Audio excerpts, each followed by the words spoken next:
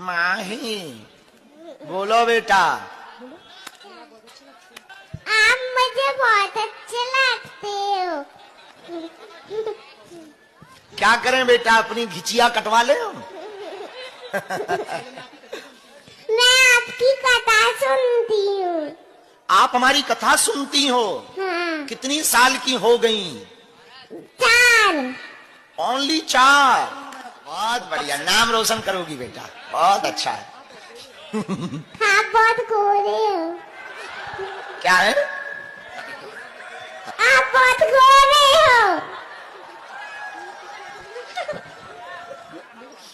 ठीक है, खुश रहो, नजर ना लगाओ हमें। नहीं तो अभी माताजी से हमें राई नमक मिर्चा से उतारा करवाना पड़ेगा। मैं आपके लिए चॉकलेट लाई हूँ। लाओ जरा, तुम भी आओ इधर, देख ले माही कहाँ है।